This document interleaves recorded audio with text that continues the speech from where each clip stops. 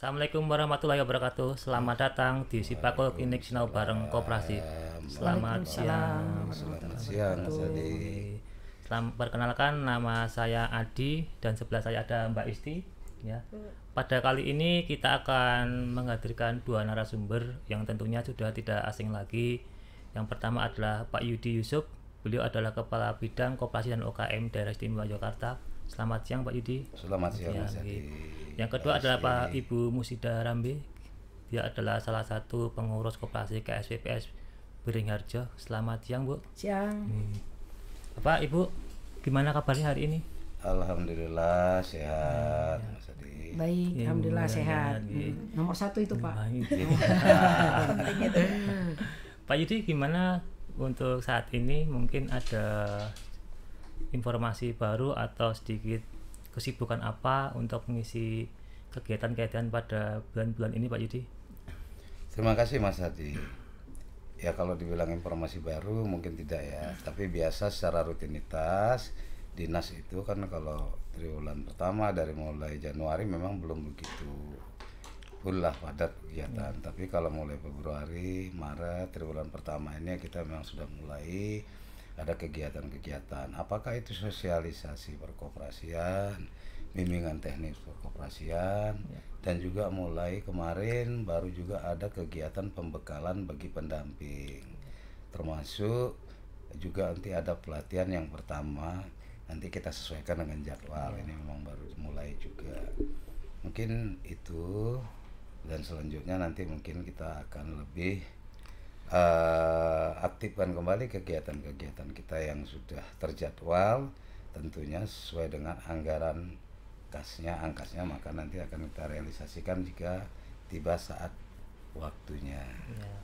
Pak Yudi, akhir-akhir ini kan kita sering mendengar adanya klinik koperasi. Klinik koperasi itu kan secara garis besar untuk memetakan bagaimana keadaan suatu koperasi sehingga nanti memudahkan dalam pembinaan. Apakah itu betul Pak Yudi? Benar Mas Adi. Jadi memang adanya klinik koperasi ini merupakan rangkaian dari Sibakul Klinik Koperasi. Yang tentunya di dalamnya ini merupakan suatu wadah informasi tentang perkoperasian. Yang di dalamnya mungkin bisa dipetakan ada 6 aspek, baik itu terkait kelembagaan, produksi, pemasaran koperasi, nah, kemudian ada juga terkait dengan ada 6 lah pokoknya, intinya seperti itu. Ya, ada produksi, Ada pemasaran, pemasaran, ya, ada teknologi juga. Digitalisasi termasuk, kelembagaannya juga termasuk di dalamnya itu. Ya, terima kasih. Bu Rambi. Ya. Bu Rambi, itu kan koperasi simpan pinjam Beringharjo itu kan sudah lama banget berdiri Bu. 29 tahun Mas. Iya, dan cabangnya juga sudah hampir di atas 20-an lebih ya Bu. Iya, baru 20. Iya. Itu ceritanya gimana Bu bisa mendirikan KSPPS Beringharjo itu Bu? Ya, jadi ada 3 hal yang menjadi cita-cita waktu mendirikan awal BMT Beringharjo itu. Pertama adalah edukasi syariah, karena waktu itu koperasi syariah nyaris belum ada Mas, tahun 94. Ya, kemudian yang kedua memberantas rentenir gitu ya, karena rentenir itu luar biasa ya, bergeraknya hebat sekali gitu. Dan yang paling menyedihkan sebenarnya mereka bergerak di rentenir tapi mengatasnamakan koperasi, itu yang membuat kita jadi sedih gitu. Kemudian yang ketiga itu pemberdayaan masyarakat. Nah, ketiga itulah yang melatar belakangi berdirinya BMT Beringharjo tahun 94 yang modalnya 1 juta rupiah dari dompet Duafa Republika. Dan alhamdulillah hari ini BMT Beringharjo sudah ada di 5 provinsi, di 64 pasar tradisional gitu, tapi baru Jawa ya Mas ya, baru Jawa. Yang modalnya 1 juta, hari ini aset kami 220 miliar. Wah, udah besar sekali ya Bu. Ya, alhamdulillah itu tentu berkat Allah Subhanahu wa taala dan atas kepercayaan ya. Sebuah koperasi simpan pinjam itu jualannya itu trust Mas, jualannya itu adalah kepercayaan. Ketika anggota itu percaya, insya Allah kita bisa tetap tumbuh dan membesar gitu. Dan ketika Krismon itu berkah bagi BMT karena waktu itu pertumbuhannya bisa 200-400% Mas pertumbuhannya. Jadi dari 1 miliar 4 miliar tumbuhnya gitu. Nah jadi ini sesuatu yang menurut saya sebuah challenge juga, tantangan. Yang paling penting adalah bagaimana kita menjaga amanah kepercayaan anggota yang jumlahnya sekarang 29.135 orang di 5 provinsi tadi gitu.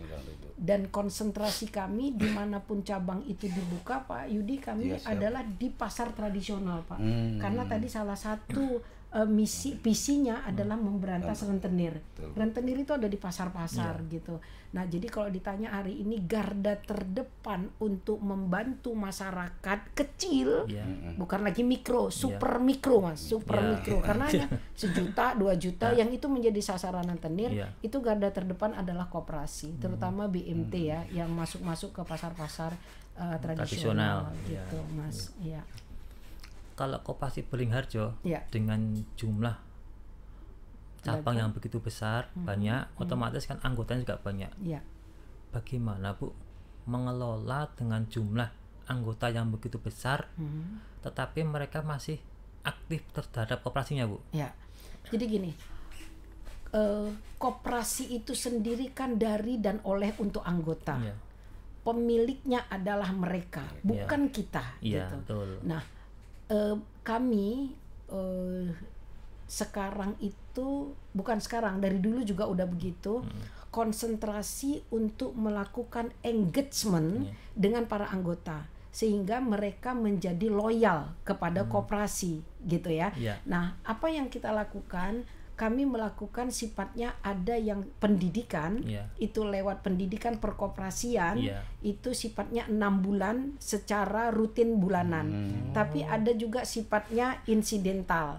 Saya baru pulang dari Madiun, ada 5 cabang kami kumpulkan di Madiun untuk mendapatkan informasi bagaimana strategi marketing yang efektif. Kami datangkan orang gitu. Bersamaan dengan itu kami melakukan sapa anggota. Apa itu sapa anggota? Sapa anggota itu adalah para pengurus, para pimpinan itu datang ke anggota-anggota di pasar-pasar maupun di sawah untuk kami datang menyapa, menanyakan apa yang menjadi keluh kesah mereka. Kemudian apa yang ingin diberikan masukan atau kritikan kepada kita gitu. Nah, jadi kedekatan itu harus dijalin sedemikian rupa, Mas. Jadi kalau ditanya bagaimana span of control-nya gitu kan. Nah, kami ada di pusat. Pengurus itu, manajer tingkat divisi itu ada di pusat, Pak Yudi. Tetapi semua cabang itu memiliki manajer cabang dan beserta stafnya. Dan setiap bulan para manajer itu berkumpul di pusat untuk melakukan rapat koordinasi terhadap target, terhadap persoalan yang dihadapi. Jadi kalau ditanya susah nggak Bu? Ya karena kita punya kaki tangan ya istilahnya, ada manajer-manajer kita yang ada di cabang-cabang tersebut. Insya Allah penanganan persoalan-persoalan yang ada di cabang-cabang itu dilakukan oleh manajer cabang. Dan kita juga udah online kan Mas, tapi ini online antar cabang. Jadi kalau transaksi ada di Bandung atau ada di Bintaro atau ada di Jawa Timur atau di Jawa Tengah di Semarang, setiap hari jam 5 sore kami sudah tahu Pak berapa tabungan yang masuk di cabang-cabang itu udah tahu. Berarti online ya Bu? Online gitu. Jadi termasuk juga ketika ini Pak, ketika pembiayaan. Jadi kami di atas 30 Mas Adi, 30 juta pembiayaan itu harus berdasarkan komite pembiayaan. Di mana komite pembiayaan itu adanya di pusat. Terus bagaimana secepat itu kita mendapatkan informasi? Kita sekarang hari ini sangat terbiasa dengan konferen, sangat terbiasa dengan Zoom. Nah mereka di sana buka Zoom, kita rapat di pusat, kita udah bisa menganalisa pembiayaan gitu. Nah jadi setiap Rabu kami ada namanya komite pembiayaan untuk mempercepat menganalisa pembiayaan agar anggota kita tidak terlalu lama untuk mendapatkan kepastian apakah pembiayaannya di ACC atau tidak gitu. Nah, itu yang kita lakukan, Mas. Artinya ada komite itu untuk meminimalkan resiko pada Pembiayaan ke depan ini. Iya. Dan itu biar rasa tanggung jawabnya besar, Mas. Jadi saya sebagai ketua pengurus, Pak Yudi, itu untuk di atas 200 juta itu harus tanda tangan saya sebagai ketua pengurus. Sebagai ketua pengurus. Kalau di bawah 30 juta itu cukup, bisa dilakukan oleh manajer cabang-cabang gitu. Seperti itu gitu. Jadi sudah jelas ya Bu ya pembagian plafonnya Pak. Siapa yang bertanggung jawab, cukup siapa yang meng-ACC. Ya. Dan istilah hari ini memang ada persoalan koperasi gagal bayar. Seharusnya itu tidak terjadi, Mas Adi. Itu tidak terjadi. Kenapa? Karena koperasi itu milik anggota gitu. Terus kenapa terjadi gagal bayar? Karena mengelolanya bukan koperasi.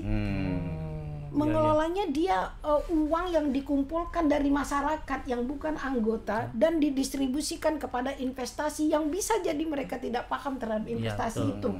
Nah, jadi memang sudah keluar dari jati diri koperasi. Gitu, Mas. Iya, seperti itu menurut saya, Mas Adi. Untuk ini Bu, untuk permodalannya sendiri, itu diambil dari modal sendiri atau untuk saat ini koperasi bekerja sama dengan pihak ketiga? Atau dari LPDB seperti itu? Ya, jadi kebetulan saya juga baru ketemu dengan teman-teman koperasi se-DIY di atas tentang bagaimana lolos trik LPDB. Sebenarnya tidak ada trik-trikan, saya bilang. Yang ada adalah mendisiplinkan kerja kita terhadap dokumen-dokumen yang kita miliki. Karena sebenarnya mengakses LPDB itu mudah, Bu. Mudah asal dokumen kita rapi. Nah, lengkap, udah itu di ACC. Nah, kami BMT Beringharjo hari ini sekitar 25 miliar modal kami itu dari anggota. Jadi simpanan pokok, simpanan wajib, penyertaan dan lain sebagainya. Tapi kalau untuk modal kerja, kami memang mengakses LPDB. Dan kami kalau dilihat dari akumulasi pinjaman LPDB kami, Pak, 75 miliar, Pak. Dan sekarang yang masih dalam outstanding itu ada 43 miliar. Dan kami termasuk koperasi terbaik dalam pengelolaan LPDB, Pak. Dan kami mendapatkan penghargaan terus dari LPDB kami karena anak yang patuh. Ya, karena kita mengumpamakan kita kalau anggota kita patuh, mengangsur, disiplin, ikut kegiatan kan kita senang. Nah, sama LPDB juga kita sebagai nasabahnya gitu ya. Kami kemarin baru diajak pameran, Bu. Difasilitasi, diakomodasi untuk pameran anggota UMKM-nya BMT di Jakarta gitu. Kemudian kalau bikin acara-acara mitra LPDB kita juga diundang, kita mendapatkan insight ya, pengetahuan, wawasan dan lain sebagainya gitu. Jadi insya Allah kalau sampai sekarang 29 tahun BMT Beringharjo, likuiditas kami terjaga, Mas. Iya, betul. Likuiditas kami terjaga. Kayak ini ya, bulan Ramadan kami harus mempersiapkan tidak kurang dari 30 miliar untuk anggota kita yang membutuhkan pada saat Ramadan dan Syawal. Nah, itu harus kita pada saat itu siapkan. Biasanya permintaan meningkat. Meningkat, baik pembiayaan maupun simpanan. Simpanan untuk kebutuhan konsumtif, kalau pembiayaan untuk stok barang. Nah, ini kita udah banyak pengambilan, Pak. Udah pembiayaan karena mereka menstok barang untuk masuk ke bulan Ramadan. Gitu, ya. Artinya untuk meningkatkan permodalan salah satunya dengan LPDB. Sebenarnya banyak koperasi yang sebenarnya itu layak untuk mendapatkan LPDB. Hanya saja mungkin secara administrasi tidak lengkap dan benar gitu ya, Bu. Kelihatannya itu. Makanya tadi saya motivasi teman-teman. Justru kita mengakses LPDB itu membuat kita teratur, Pak. Membuat kita teratur, membuat kita rapi, dokumen kita itu bisa terjaga gitu. Bersakit-sakit dahulu lah, bersenang-senang kemudian. Tapi ketika kita sudah lolos untuk yang pertama, kedua dan ketiga itu menjadi mudah karena kami sudah yang ke-6, Mas. Sejak LPDB ada kami sudah mengakses 1 miliar. Dan terakhir kami waktu pandemi ditawari banyak, Pak Yudi. Tapi kan kita ini orang keuangan harus bicara rasio. Betul. Karena uang itu bisa membuat malapetaka. Tapi uang itu juga bisa membuat kita terhindar dari atau kita mendapatkan solusi gitu. Nah, jadi yang penting adalah kita menghitung secara rasio kebutuhan kita berapa, kemampuan kita berapa. Jangan lebih besar pasak dari tiang. Itu yang membuat koperasi itu masalah. itu. Yang kedua tadi bicara benar Mas Adi, itu bicara administrasi. Yang jelas sebenarnya dengan LPDB, ini kayak endorse LPDB jadi Pak gitu ya. Dengan apa-apa, Bu. Kan LPDB kan tidak pakai administrasi, Mas. Kecuali biaya notaris. Gitu. Dan sistemnya kalau yang syariah itu sistemnya kan bagi hasil. Ada hasil baru bagi. Dan kita juga harus ada spesial pelaporan, Pak. Sistemnya itu harus ada spesial ruang gitu ya istilahnya untuk LPDB. Khusus LPDB. Jadi dia bisa pantau kita. Jadi kalau nisbahnya 30-70 atau 20-80, rupiahnya kan bisa terjadi turun naik karena kita sistemnya bagi hasil gitu. Nah, jadi teman-teman saya himbau tadi, ayo akses LPDB jika dibutuhkan. Kemudian dengan LPDB kita secara tidak langsung didampingi untuk merapikan dokumen dan administrasi gitu, karena sifatnya hanya administratif Mas gitu, hanya administratif gitu. Benar.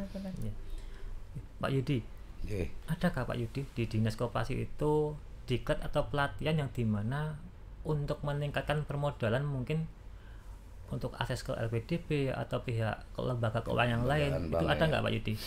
Ya tentunya ada Mas Adi. Artinya begini. Itulah gunanya kalau kita kembali satu lagi kepada Sibakul, dalamnya ada klinik koperasi, di mana klinik koperasi itu suatu wadah atau wahana untuk pemetaan. Disinilah kita lakukan apa-apa yang menjadi masukan dari para koperasi, kebutuhannya apa dan lain sebagainya itu kita petakan. Termasuk misalnya di dalamnya butuh pelatihan terkait permodalan untuk mengakses LPDB, terkait permodalan mungkin mengakses bank dan lain sebagainya. Ya tentunya ini menjadi satu masukan. Jika nanti memang belum kebetulan tahun berjalan belum ada, kita akan petakan untuk N-1 tahun ke depannya. Oh ternyata inilah kebutuhan koperasi-koperasi kita sesuai dengan tingkatan kemampuan pasarnya, usahanya, termasuk permodalannya. Kemana dia harus kita endorse, kita dorong. Ya ini memang menjadi satu tugas dari pembinaan kita. Termasuk kita juga kan di dalam dinas itu sekarang kita udah banyak adanya pendamping dan lain sebagainya. Jadi teman-teman pendamping inilah jadi yang kita harapkan bisa secara rutinitas atau secara periodik melakukan pendampingan terhadap koperasi-koperasi yang membutuhkan sebenarnya apa. Kita petakan, tidak hanya untuk klinik koperasi, dari klinik koperasi kita tindak lanjuti. Kan seperti itu.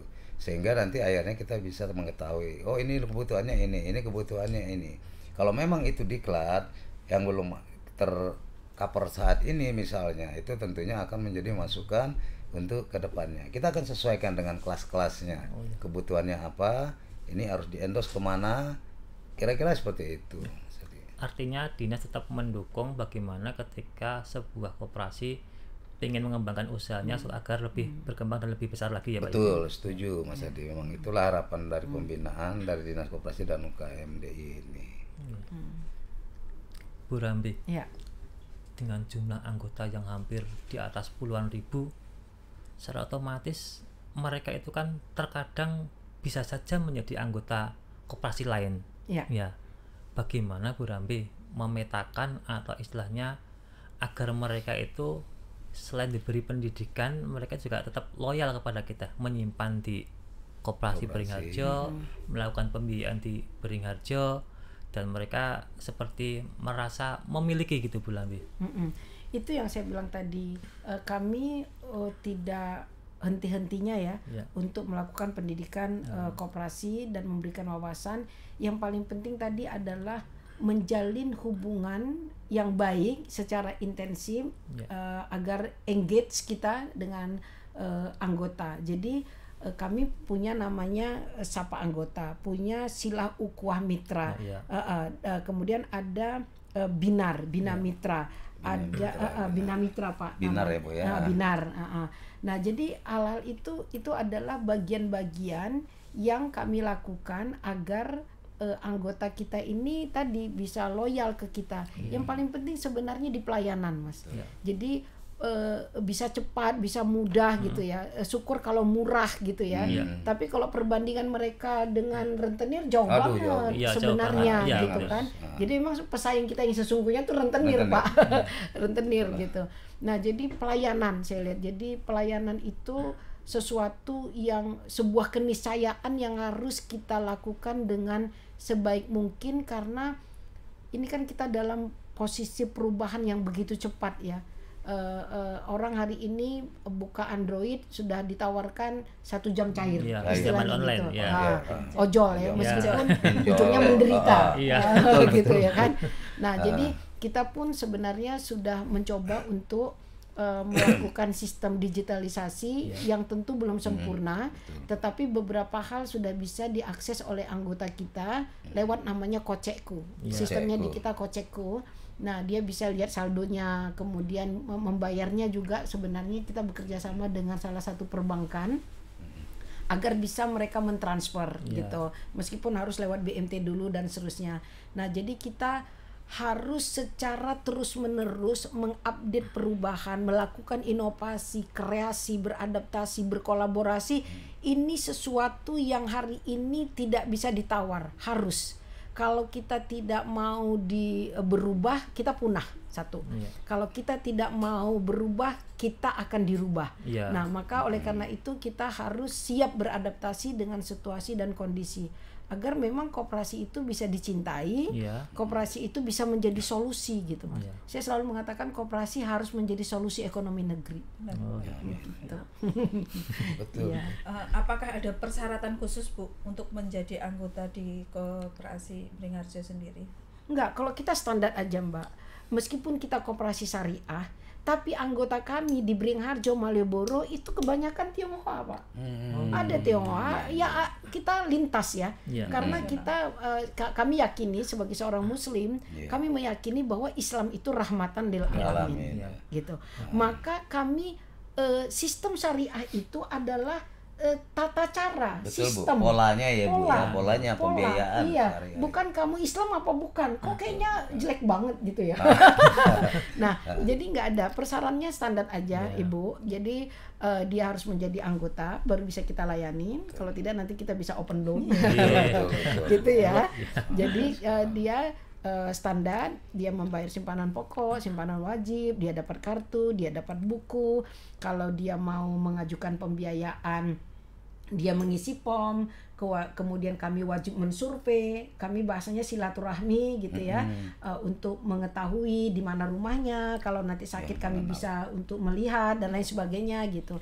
Jadi syarat-syarat khusus itu tidak ada, Bu. Jadi standar aja. Dan siapapun boleh mengakses BMT, tapi ketika melakukan pembiayaan syarat dan ketentuan tentunya berlaku gitu ya.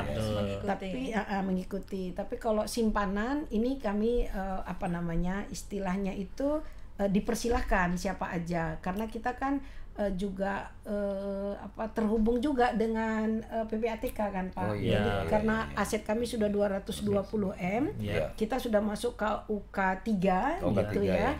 Nah, jadi ada slik itu, Pak. Nah, jadi kita kalau ada orang yang menyimpan di atas 100 juta, kami ada form yang diberikan kepada kami gitu. Kemudian ini harus ditandatangani oleh yang bersangkutan. Sumber dana dari mana? Sumber dana dari mana? Betul. Jangan sampai koperasi menjadi pencucian uang. Betul. Pak. Koperasi kan mudah, koperasi kan nggak diawasin, dikirain kan diawasin gitu ya. Simpan sana, simpan sini, koperasi jadi korban. Jadi korban gitu. Nah, jadi kami tetap seleksi, tetapi jangan salah, kita kadang underestimate, Pak. Anggota kita juga tuh banyak yang sugih loh, Pak. Karena mereka kebanyakan adalah pedagang. Pedagang itu sumber keuangan yang menurut saya menarik gitu loh. Jadi jangan salah juga, juragan-juragan di pasar Beringharjo maupun Malioboro itu simpanan mereka biasa di atas 50 juta, 100 juta gitu. Dan ketika mereka butuh tidak pembiayaan tapi ambil untuk stok barang dan lain sebagainya, itu tetap bisa kita layani. Gitu. Karena mayoritas di pasar itu perputaran uangnya tinggi gitu. Cepat dan tinggi. Cepat dan tinggi. Pak Yudi. Siap. Kalau sekarang ini banyak pinjaman online, misalnya ada beberapa anggota yang ingin bergabung ke koperasi, bagaimana caranya mengecek koperasi itu legal atau tidaknya Pak Yudi? Terima kasih Mas Adi. Jadi itulah setiap kesempatan kita selaku pembina, kita selalu mewanti-wanti dan tidak henti-hentinya selalu menyampaikan, baik dalam kesempatan sosialisasi, ada bintek, asal ada kesempatan pertemuan dengan masyarakat ataupun anggota, kita selalu mengingatkan, hati-hati. Sekarang memang saat ini banyak pinjol, artinya penawaran dari simpanan-simpanan maupun pinjaman online yang begitu cepat dilayani, tetapi begitu dengan menawarkan bunga yang tinggi. Ya, ini perlu kita waspadai supaya masyarakat, ini kan juga edukasi kepada masyarakat supaya masyarakat itu memahami ya kalau kita menyimpan atau meminjam kira-kira berapa yang wajar, jangan sampai dijanjikan bunga tinggi terus kita tergiur. Kebanyakan kan salah kaprahnya di situ sehingga tergilas, akhirnya suatu ketika terjadi macet atau nggak bisa terbayar, rame. Juga kita yang tidak kalah pentingnya hati-hati juga dengan penghimpun dana yang mengatasnamakan koperasi. Ini tidak kalah penting. Ini sangat banyak yang sekarang disinyalir seperti itu, menghimpun di mana-mana, mengatakan koperasi. Padahal begitu kejadian kita cek koperasinya, izinnya mana, koperasi mana, siapa ketua, ini tuh nggak jelas semua. Ini terjadi. Nah, inilah makanya kita tidak henti-hentinya untuk selalu mensosialisasikan, menyampaikan sebagai edukatif kepada masyarakat, kehati-hatian dalam mengenali koperasi. Dan bila perlu, kalau masyarakat atau anggota mau mengetahui apakah koperasi itu layak, sehat, silakan. Pintu dinas selalu terbuka. Di situ kita tiap kali, setiap koperasi terutama yang sudah eratif, mesti kita lakukan pemeriksaan. Kalau dulu penilaian kesehatan, sekarang pemeriksaan kesehatan. Di situ nanti akan diketahui koperasi tersebut sehatkah, cukup sehat, dalam catatan atau dalam catatan khusus. Nah, ini kira-kira seperti itu. Maka kita nggak henti-hentinya tentunya selalu mensosialisasikan dan memberi edukasi ke masyarakat untuk kehati-hatian agar tidak tergilas dengan perkembangan zaman, terutama pinjol, penghimpun dana yang nggak jelas. Kira-kira seperti itu. Artinya dinas juga menyediakan layanan bagaimana masyarakat supaya tidak masuk ke pinjol, nanti terjebak gitu. Bu Rambi, Bu Rambi ini kan istilahnya kan ikonnya KSPS Beringharjo. Dengan usia yang sudah begitu 29 tahun, ada sedikit mungkin kaderisasi atau nanti istilahnya nanti yang setidaknya untuk meneruskan pengelolaan Beringharjo, Bu Rambi? Iya, sebenarnya kalau ditanya hari ini saya itu sudah tidak lagi sama sekali operasional. Jadi saya sebagai ketua pengurus hari ini ya, dulu pendiri istilahnya, kami di level kebijakan, membuat aturan, memberikan arahan, menjaga visi misi. Itulah fungsi kami ya sebagai pengurus. Kemudian bagaimana kaderisasi? Saya akan berakhir masa kepengurusan saya sebagai ketua pengurus tahun 2025, Pak. 2025. Karena kita 5 tahunan. Satu periode tuh 5 tahunan. Nah, sebenarnya secara operasional sudah ada namanya di general manager di kami, di general manager. Nah, kemudian baru kemarin kami juga sudah memutuskan bersama dengan pengawas bahwa nanti di tahun 2025 formasi kepengurusan itu tidak hanya 3, Mas. Kalau sekarang kita tuh kan sangat ramping, Pak Yudi. Ketua, sekretaris, bendahara. Setiap hari berkantor. Sehingga persoalan-persoalan itu cepat diselesaikan, Pak. Jadi mau konsultasi, mau tanya ini, mau tanda tangan dan lain sebagainya bisa cepat dilakukan. Nah, tetapi nanti kami berencana melakukan pemetaan terhadap SDM, terutama di manajer tingkat divisi di pusat yang akan menggantikan kedudukan kami. Mungkin bisa jadi seperti saya naik ke pengawas, Mas. Naik ke pengawas. Kemudian pengurus digantikan oleh general manager, oleh manajer divisi gitu. Karena memang sunatullahnya kan Bu Rambi itu pasti mati ya. Jadi itu sebuah keniscayaan ya Pak ya, usia itu gitu. Maka memang saya suka katakan begini Mas Adi di rapat pimpinan. Jika kita melihat bahwa BMT ini, koperasi kita ini memberikan kemanfaatan yang besar kepada masyarakat, maka jangan sampai Bu Rambi mati, BMT-nya mati. Bila perlu BMT ini harus hidup 1000 tahun lagi. Jika dia memberikan manfaat. Jadi tolong pastikan kalian memberikan kemanfaatan di BMT melalui BMT gitu. Nah, jadi ini udah selalu kita sondingkan. Jadi ayo berkompetisi atau berpastabikul khairat, berlomba-lomba menunjukkan prestasi, dan kita secara objektif menilai siapa yang layak di antara kader-kader ini yang bisa menggantikan kita. Dan kita pasti digantikan karena tidak mungkin semangat 17 tahun. Dulu mungkin ya Bu ya. Kalau sekarang pun mungkin dari segi semangat bisa dicoba Pak. Betul, Bu. Jadi dari segi semangat iya ya, tapi sunatullahnya kan usia itu akan mempengaruhi banyak hal gitu. Dan itu kita sangat sadar Mas Adi, kita sangat sadar akan usia itu, akan terjadi kaderisasi itu, suksesi itu. Dan alhamdulillah kita di BMT Beringharjo ini memang tidak ada istilahnya kompetisi tidak sehat Pak. Jadi karena jabatan itu adalah sebuah amanah gitu ya, sehingga ya sudah mereka akan secara alami aja menunjukkan prestasi mereka, kemudian HRD melakukan penilaian, nanti akan kita seleksi, kita tes, kita lakukan cara-cara yang baik untuk siapa yang menjadi pemenang menggantikan pengurus ini gitu. Sebagai generasi yang meneruskan estafeta itu gitu. Dan mungkin nanti kita periode 2025 ke atas, 2025-2030 itu model tandem dulu Mas. Jadi tidak semua pengurus hengkang jadi pengawas, tapi mungkin ada 1 atau 2 tinggal untuk melakukan pengkaderan, sehingga nanti sistemnya ketua, wakil ketua, sekretaris, wakil sekretaris, bendahara, wakil bendahara gitu. Kalau sekarang ini kan hanya simpel aja, ketua, sekretaris, bendahara, sehingga keputusan cepat diambil gitu. Nah, tapi ini mungkin dunia sudah berubah. Semua masa ada kepemimpinannya, setiap pemimpin ada masanya. Nah, jadi kita akan melihat ini ke depan. Harus terjadi perubahan, dan memang harus lebih cepat ya mengantisipasi perubahan yang akan datang. Mungkin gitu Mas Adi. Bu Rambi, mungkin ini yang agak terakhir Bu Rambi. Menyikapi adanya sekarang kan muncul banyak koperasi baru Bu Rambi. Terutama di sektor simpan pinjam.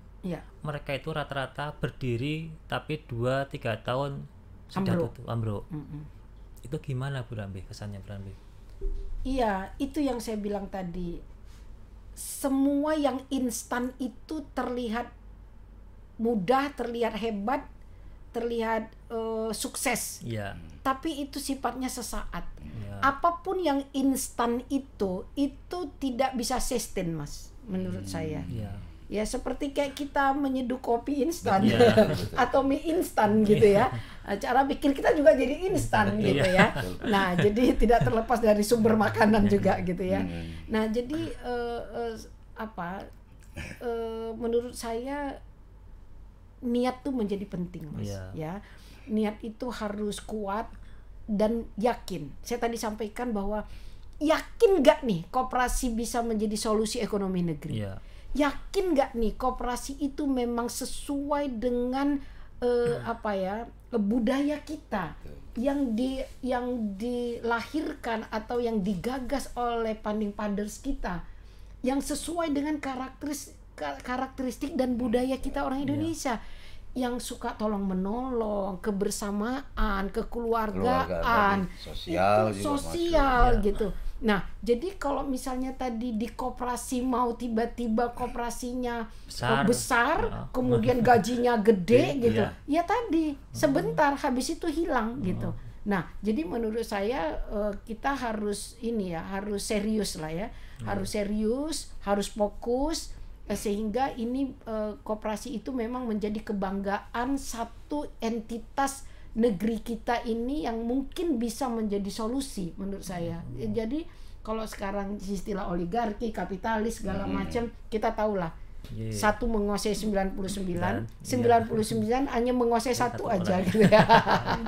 Nah, jadi kalau koperasi kan tidak egois, itu hebatnya koperasi daripada kapitalis, Pak. Kalau kapital itu kan bagaimana dia membesarkan kapitalnya. Tapi kalau koperasi itu tidak egois. Jadi dia memberikan, berbagi dari, oleh dan untuk gitu. Bertransaksinya secara baik gitu. Dan itu menurut saya yang sesuai juga dengan agama yang saya yakini ya. Jadi itu uang tidak boleh berputar di satu kelompok. Tapi uang itu harus berputar ke banyak orang dan menikmatin itu, mensejahterakan itu. Itulah yang disebut dengan bagaimana menjadi rahmat gitu ya, menjadi sesuatu yang menggembirakan atau yang menyenangkan gitu. Karena tidak ada yang tertindas, Pak. Betul. Dan tidak ada yang kayak nyanyi Oma Irama ya, yang kaya makin kaya, yang miskin makin miskin gitu. Nah, orang miskin yang terdolimi doanya dikabulkan loh gitu. Nah, jadi bagaimana kita bisa hidup harmoni, kita bisa hidup sejahtera sesuai dengan undang-undang ya. Kan mencerdaskan kehidupan bangsa dan mensejahterakan masyarakat rakyat Indonesia gitu. Saya yakin dengan koperasi Indonesia bisa lebih baik, Pak. Saya yakinin itu gitu. Kenapa saya stay sampai 29 tahun? Karena sampai sekarang saya meyakini koperasi itu yang bisa memberikan kesejahteraan kepada masyarakat gitu. Iya gitu Mas Yudi. Pak Yudi. Siap. Sebagai pembina koperasi mungkin ada pesan buat gerakan koperasi, bagaimana koperasi bisa mengembangkan usahanya, Pak Yudi? Oke, terima kasih Mas Adi. Jadi kita selaku pembina ya, khususnya Dinas Koperasi dan UKM Daerah Istimewa Yogyakarta, ya kita tentunya tidak henti-hentinya, tidak putus-putusnya selalu berharap kepada segenap pengurus atau pengelola koperasi apapun itu, baik simpan pinjam maupun sektor real. Layanilah anggota dengan baik. Karena anggota adalah sumber pertumbuhan ataupun perkembangan koperasi itu sendiri. Di sisi lain, ya tentunya para pengelola ini ya harus juga mampu bersaing. Tentunya dengan kapasitas peningkatan sekarang ini kan dituntut juga untuk pengurus saja nanti, pengawas itu udah dituntut adanya kompetensi sertifikasi. Tidak bisa lagi kita itu untuk memilih suka-suka kita siapa jadi pengurus ini, karena memang sekarang selain kapabilitas, trust ini sangat dibutuhkan untuk mengantisipasi itu semua. Profesionalisme inilah yang harus ditumbuhkan dan dikembangkan. Itu aja mungkin Mas Adi, sehingga kita berharap koperasi kita ke depannya bisa kita pertahankan, bahkan tumbuh lebih berkembang, lebih baik lagi, lebih maju lagi. Tidak ada yang tidak bisa besar kalau istilah saya. Asal kita amanah. Amanahnya yang paling penting. Semua harus berjalan di atas relnya. Ini yang perlu kita ingat. Aturannya seperti apa, siapa yang harus dilayani. Kalau kita nanti tetap ingin mempertahankan closed loop, ya tentunya calon anggota paling lama 3 bulan. Sesuai dengan harapan rancangan ke depan. Nanti di bawah pembinaan dan pengawasan Kementerian Koperasi. Tapi kalau mau memang keluar melayani juga masyarakat, ya monggo, itu pilihan mungkin, tapi kita tidak berharap sampai ke sana kan gitu. Otomatis nanti jadi open loop seperti disampaikan Bu Rambi tadi, di bawah pengawasannya ya OJK. Kan demikian. Kalau kita berharap kita fokus saja berjalan di atas relnya, koridor kita sesuai regulasi yang ada dari pemerintah. Kita harapkan koperasi bisa berjalan di atas relnya sesuai dengan existing lah yang saat ini, dan mungkin kedepannya akan menjadi lebih baik lagi. Itu harapan kita. Berarti kembali lagi untuk pelaksanaan koperasi itu harus sesuai dengan niat, nilai, dan jati diri koperasi. Betul, jati diri koperasi itu yang paling pokok, Mbak.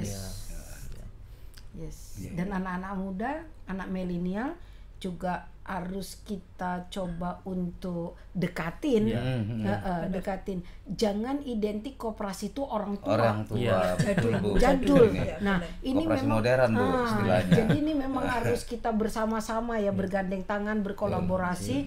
Semua segmen harus kita masukin gitu. Karena mereka sendiri anak milenial tuh juga mikir loh, Mas.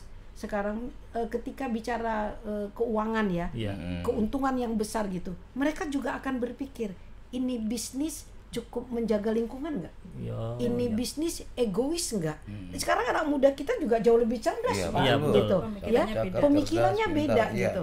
Nah, tinggal kita bagaimana meyakinkan tadi jati diri koperasi, niat kita dan lain sebagainya itu ini bisa juga tersosialisasi. Saya kemarin diundang sama Bapak Amirullah, Pak, di UGM untuk mensosialisasikan success story BMT Beringharjo sebagai koperasi syariah gitu. Nah, jadi memang mereka juga baru tahu juga ada koperasi yang begitu besar ya. Mereka mikirnya koperasi itu ada gajinya enggak ya? Gitu ya. Nah, ternyata itu bisa besar gitu. Nah, kita berharap ke depan ya, anak-anak milenial kita juga bisa bergabung membesarkan koperasi dimanapun mereka berada, Mas. Amin. Artinya dari kita diskusi tadi dapat saya ambil kesimpulan bahwa memang di Dinas Koperasi itu memberikan informasi terkait dengan legalitas koperasi ya. Selain itu juga tadi dijelaskan bahwa untuk menjaga loyalitas terhadap anggota perlu adanya hubungan yang baik terhadap anggota. Harus ada edukasi atau pendidikan terhadap anggota ya. Selain itu juga nanti supaya koperasi besar perlu adanya pengelolaan secara profesional. Gitu ya Bu Rambe. Betul, setuju Mas Adi. Ya, terima kasih Pak Yudi, Bu Rambe sudah datang di hari ini, sudah hadir di dalam podcast Sibago Klinik Sinau Bareng Koperasi pada siang hari ini. Harapannya nanti dapat dilihat banyak orang dan mereka bisa meniru setidaknya mirip Beringharjo. Ya, terima kasih. Selamat siang Pak Yudi. Selamat siang Bu Rambe. Selamat siang.